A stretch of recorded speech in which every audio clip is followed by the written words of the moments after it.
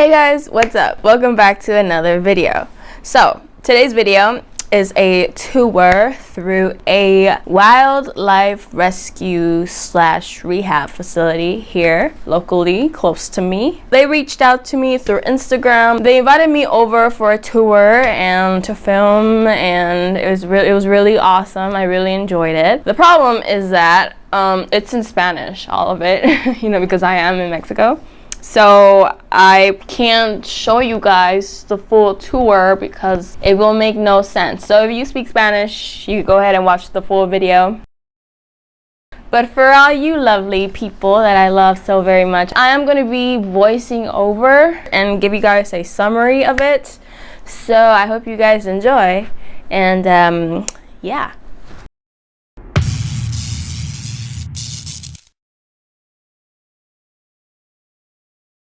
So yeah, this is the place. Well, this is the path to there. They were saying that, well, first he's telling me what they're about, right? And then I almost fell.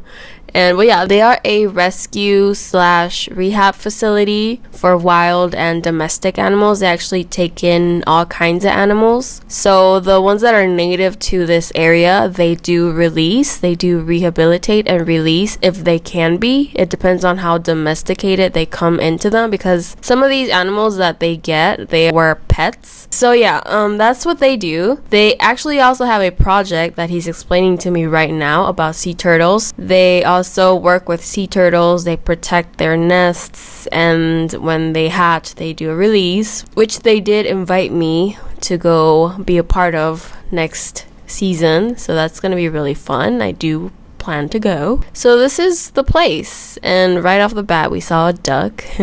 Cute little ducky. So right here he's telling me that everyone here is a volunteer. So everyone has jobs that they go to every day, and then they come here on their spare time. So this is a facility that is ran on donations, and I actually thought they did get some help from the government because they do work pretty closely with the government, but they don't actually. So the first stop is the turtles. So in here they had gopher tortoises, I think, but because the weather got really cold here, they have them indoors, and they're gonna keep them indoors till spring, so we can't see them. And then in this next section they had some box turtles. So it reminded me of Little One. I don't know how many of you guys remember Little One, my 3-toed box turtle. So they had several, and really cute, really cute. So he's explaining that the males are more colorful than the females. So these are actually native to here, so they have a breeding project where they breed these adults and then the babies get released. So that's really cool. And they also have several species of box turtles. So in here they have 2 wood turtles. So these 2 turtles were actually confiscated from an illegal trafficking case and were brought here by the government. They are 2 males, so unfortunately they don't have a breeder female, and they can't reproduce them yet, which they are interested in because they are an endangered species. So that is something that they probably look forward to. So these 2 also arrived with the other 2, but they are a different species of wood turtle, and they are male and female. And he did tell me that they breed year-round, and they are laying fertile eggs and producing offspring. So that's really, really good. And those babies have been getting released. So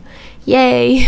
So in this section they have 2 species of mud turtles, and they have males and females together, so they are breeding. And again, those babies also get released into the wild. Actually, no, they do grow them out for about a year, and then they release them. In this next section, they have red-eared sliders. So red-eared sliders are an incredibly invasive species of turtle, so they don't breed these and release the babies into the wild. Actually, some of these are turtles that people had but just didn't want anymore, so they come drop them off in here. And they don't turn anyone away. They accept all animals from everyone, so they have these here, but they can't be released into the wild, so these radio sliders will probably be permanent residents here. In this next section, we have pennies.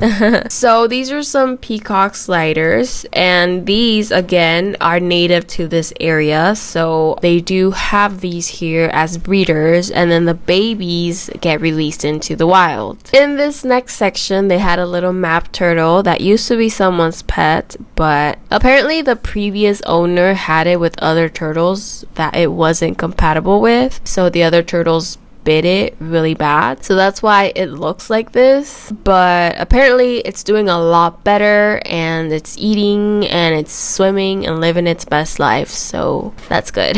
In this next section, they had some really cool common snapping turtles. So it's a male and a female. So the one that they're showing me is a female, and then the one in the water is a male, and apparently they've had the female for 12 years under their care, but this facility has only been running for like 8, so they've had her a lot longer than they've had the rescue facility, which is really cool. I was told that the male and the female do breed, and that the female does lay eggs, but that no babies have hatched, so they believe the male needs more maturing. So yeah. In this next section, they have alligator snapping turtles, which actually happen to be a favorite here because they are really beautiful animals. They get humongous. They refer to these turtles as river monsters because when they get bigger, they do have the ability to snap off human limbs, so that's really impressive. And here you can see the turtle's tongue worm really well. So they have that little thing in their tongue that moves like a worm,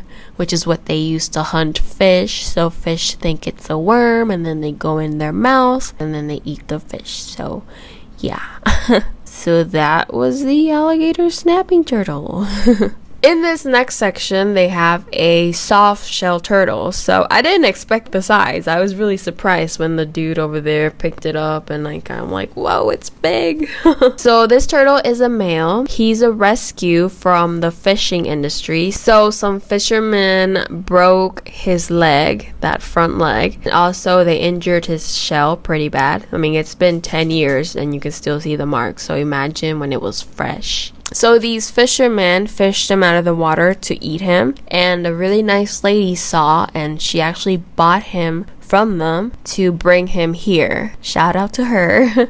I know that in a lot of places they do eat soft shell turtles, but it's actually illegal here. So yeah. So next up, they showed me this really cute horsey. So if you're into horses, then clearly its growth is stunted and it just doesn't look the way a healthy horse looks. So this horse used to be a working horse, except apparently he never learned properly, or I guess they didn't take the time to teach him right and train him right, and they lost patience, and they had him just abandoned in some land, and they wouldn't feed him ever, so he was really thin and malnourished. So some lady saw him and bought him from those terrible owners and brought him here. So like I said, these people here don't turn away any animal. They didn't really know about horses, but they've been able to bring this horse that was really malnourished to a really good shape. He's on a good, proper, balanced diet. His growth will always be stunted, but he is living a nice, happy, healthy life. So he's doing a lot better, and that's really good. So next up were the sheep. Are these sheep or goats? No, they're goats, right? I'm sorry, I'm not really that familiar with farm animals. So we have these dudes. They have them here mostly for kids that come visit. That's what these two are here for mostly. And also to like eat the weeds that grow and stuff. They help with the maintenance of this facility.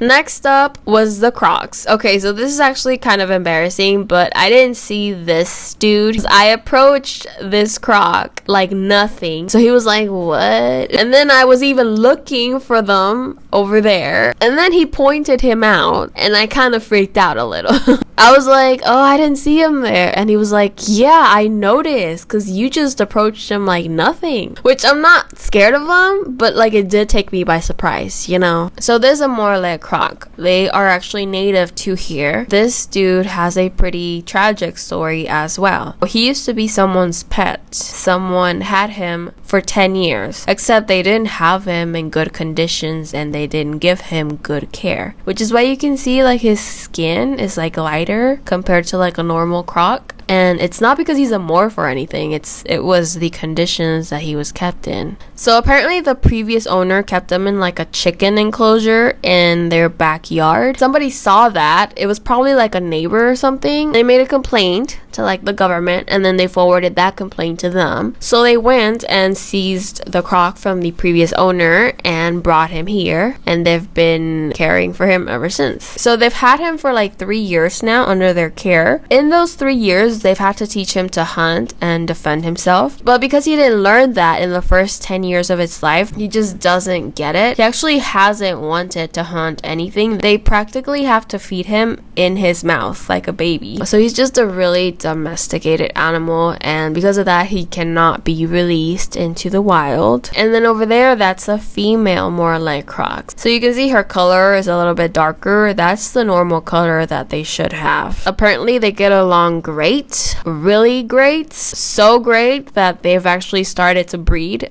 They're just gonna allow them to breed apparently and release the offspring into the wild because they are native to here. So yeah.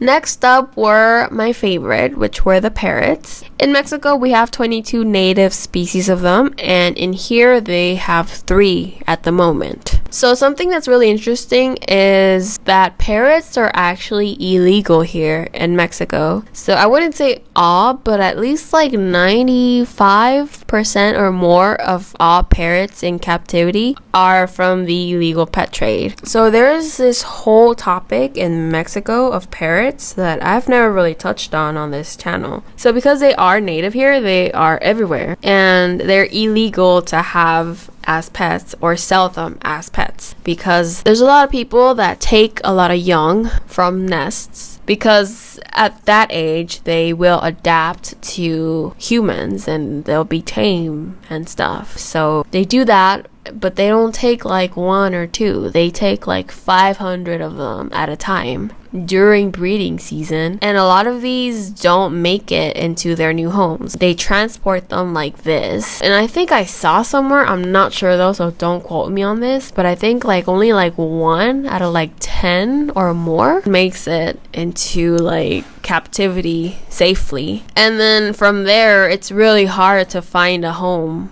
with someone that will give them a decently sized cage and good care. Like most people, unfortunately, that have parrots have them like this. So like imagine being taken from your home and just being brought up like this. Like that sucks. Like it's really unfair.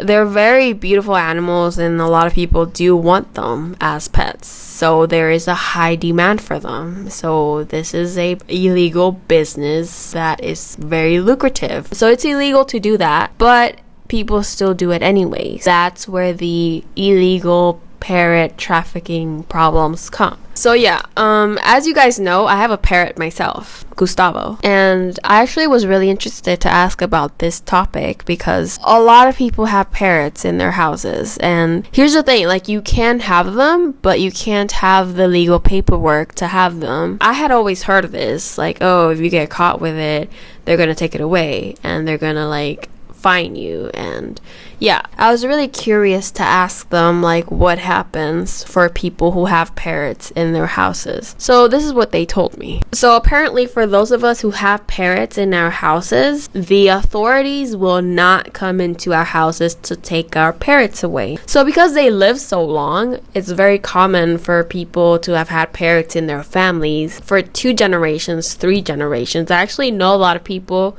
who have inherited parrots from their grandparents. Because of that, they don't want to like go take away people's parrots because there's a lot of history there in families with these birds. What can happen though is if you're not properly caring for your parrot and someone makes a complaint, then they legally have to go check it out. So that's when you can get into trouble. So if they go check out the complaint and it turns out that you are keeping this bird in bad conditions and you're abusing this animal, then they will fine you, and you have to improve the conditions of the bird and your care towards that bird. You can keep the bird, but it's gonna belong to the state. They'll do like the paperwork where they're leaving the bird under your care, but it belongs to the state and they can take the bird away from you. So then they give you like a lot of things that you have to meet. So you have to have a properly sized enclosure and have that bird in the right diet. It has to have like space to fly around.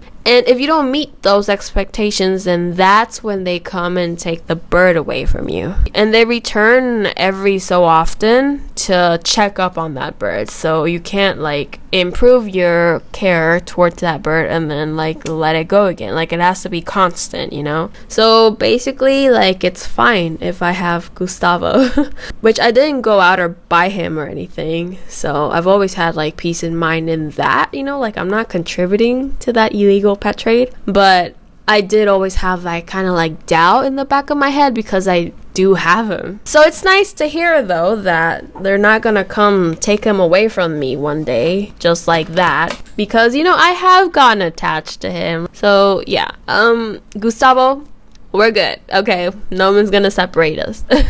So these are all parrots, mostly that have been confiscated from illegal traffickers or from people that have realized that they can't give them the proper care, so they have come drop them off here. So there's a team of biologists that come here regularly to take DNA samples and stuff. And basically they are determining who can be the future breeders. So a lot of these birds are going to be parents to offspring that will be released back into the wild to help bring up the number of wild parrots. So next up we have Soila. So this is a fox that someone had as a pet. And they had her for around, I think she's like 6 months old only, but she was like a dog, you know, in their house. And they raised her like that.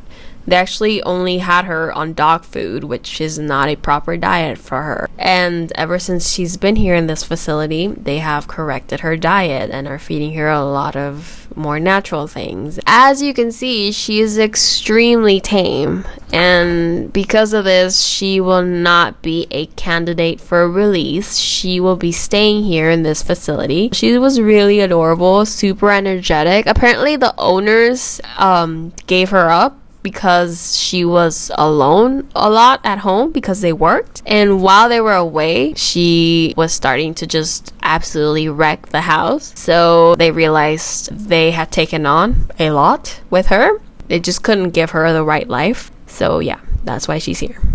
So next up, it was the otters. They actually became really known on social media, this facility, because of the otters. So the otters are actually a really significant animal here, and they have been spotted here on lakes and rivers and just bodies of water, except like back in the 60s, they started to disappear. It was mostly the fishermen that ran them off because they were constantly taking all the good fish and stuff, and yeah, you know, humans. And there hasn't been a sighting of an otter here in a really long time, like decades. So imagine the surprise when someone finds a baby otter. This was all over the internet. So then shortly after, someone finds another baby otter, and then it was two. They don't know what happened with mom or moms. They only found the babies. These babies were then brought here so that they could learn to hunt and fend for themselves. The goal with them from the beginning was always to release them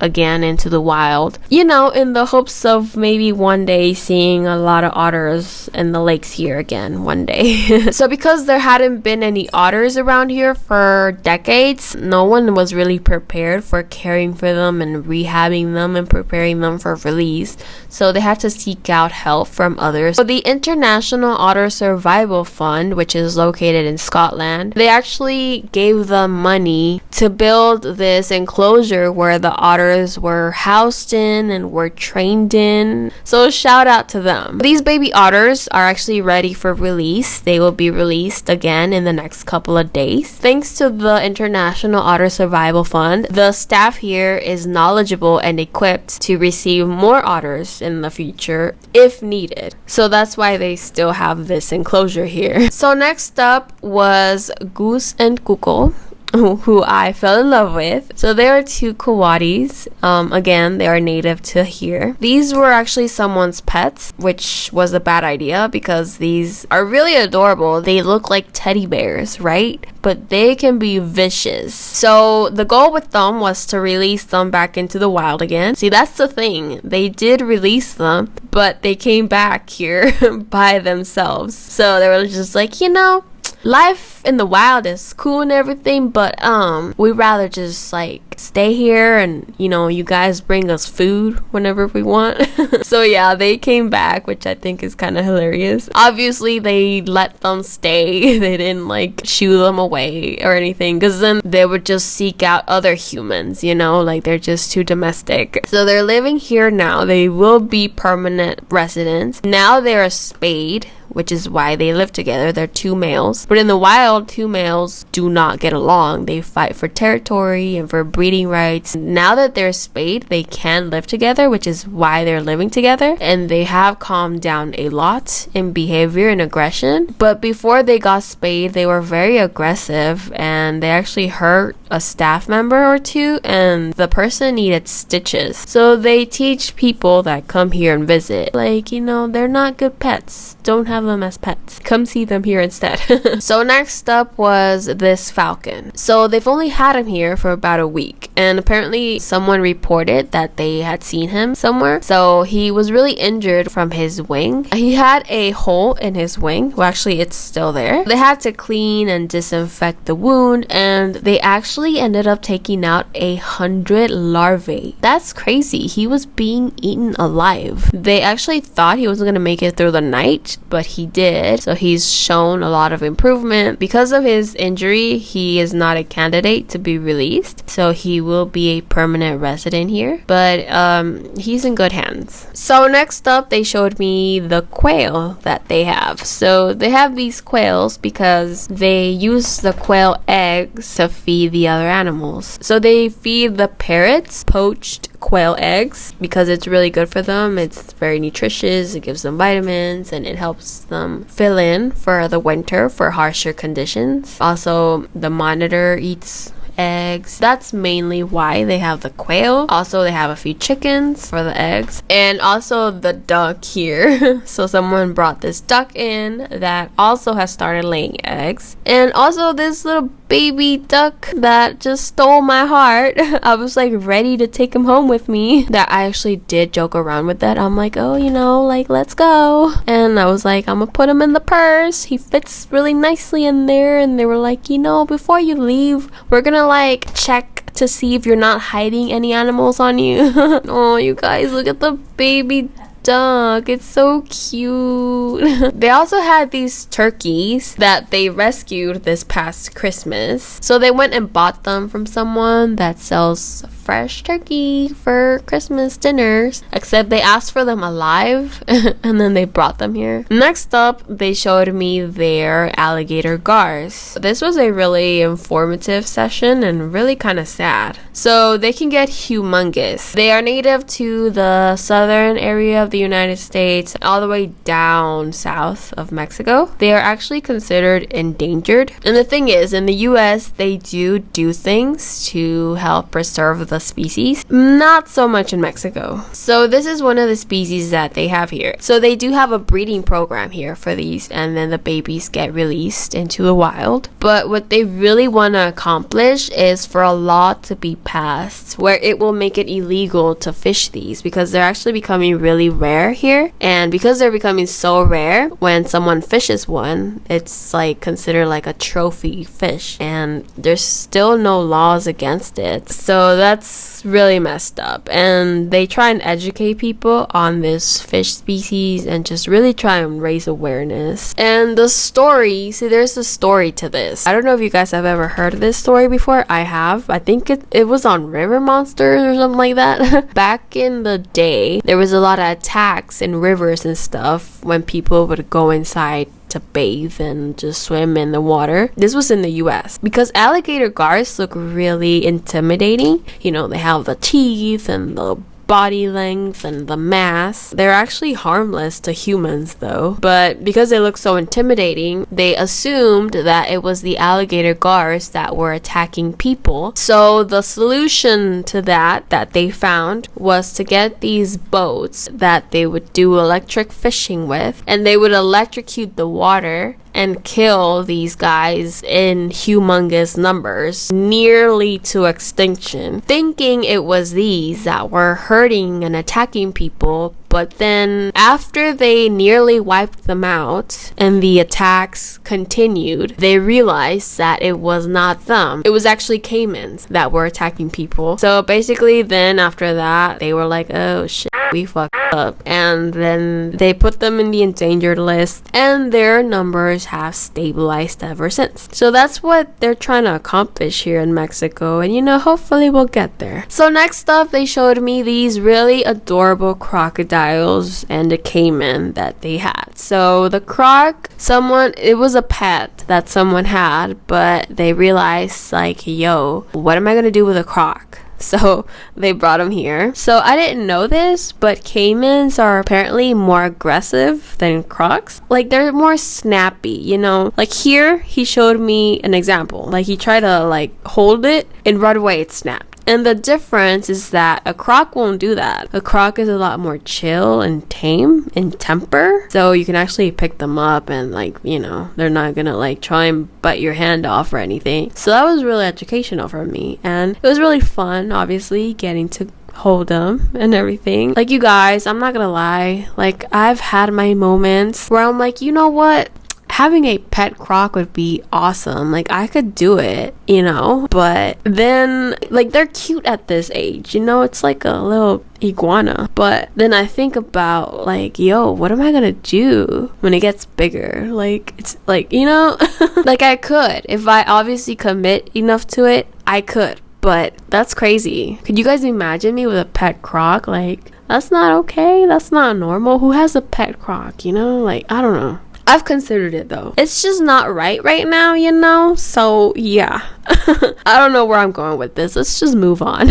So next up, they showed me they had this like little reptile area. So these are all pets from people that have come here and decided they can't care for them anymore and have brought them here. So these are two little, I forgot what these are called. I'm sorry. Like I could look it up right now, but you know, it's 6 a.m. I haven't slept. I've pulled an all-nighter. Please cut me some slack. If you know what these are, leave it down below in the comments, please. Thank you. I don't know every reptile species out there, okay? I know they're like related to bearded dragons, but I don't remember the exact name and their exact species. So if you know, please let me know down below. So yeah, this is a male and a female, and they are native to here, so they obviously will be breeding them and releasing the offspring. So yeah, they're really, really cool though. They're like called like spiny something lizards. I don't know.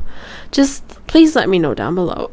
Next up, they showed me their Nile monitor, which is really awesome. I've really wanted a monitor for a really long time, and I have been kind of making arrangements for maybe bringing one home soon one day. But until then, I have a really good time just holding other people's monitors. Next up was these lizards. This little, they're like abronias. They're in the abronia family. They're really cool, really tiny, but because they stress really easily and can drop their tails, they try not to handle handle them too much. Next up, they showed me their cats. So they had these really cute cats. They had several of them, but this is the only one that they took out. This is the only one they trusted me with. Just kidding. Okay, it's actually very common for people to drop off opossums that they find. So they raise and rehabilitate and prepare these for release. They teach them to eat bugs and wild fruits and berries, and they have a spot where they release them where they're nice and safe and do well. So opossums are actually considered rats for a lot of people because they look like rats, ginormous rats, but they're actually marsupials. They're in the kangaroo family, which is why they have these sacks here, and that's where one day she will raise her babies. She's a female. So opossum babies are tiny when they're born. They're like the size of a worm. They spend the first few months of their lives here inside the sack, and they start to grow slowly until eventually they don't fit in there no more, and then you just see them hanging off of mom, which is how we usually see them, because by this age they're actually ready to be on their own. So they will slowly start to drop from her and they have to just make it on their own. And yeah, this was pretty much it. That was the full tour. So this is their social media if anybody wants to check them out. They post regularly on their animals and what animals are new to the facility. They are pretty active online, so you should go check them out. And if you live anywhere around here, then you should go visit them. Or maybe if you're on vacation, you should go visit them. So you can actually reach out to them on Facebook or Instagram, you know, just send them a DM, and you can schedule your tours. So you have to schedule it ahead of time so they are ready to receive you. Right now with COVID and everything, they are taking the sanitary precautions. And so yeah. So yeah, that was really fun. I really enjoyed it. I loved the parrots. They were my favorite. Actually, I really like the parrots, the fox, goose. He was really cute with the belly. And croc. That was really awesome. I enjoyed all of it. So yeah, I hope you guys enjoyed, and I will see you guys in a video really, really soon. Have a good day or a good night, and I love you guys. Bye.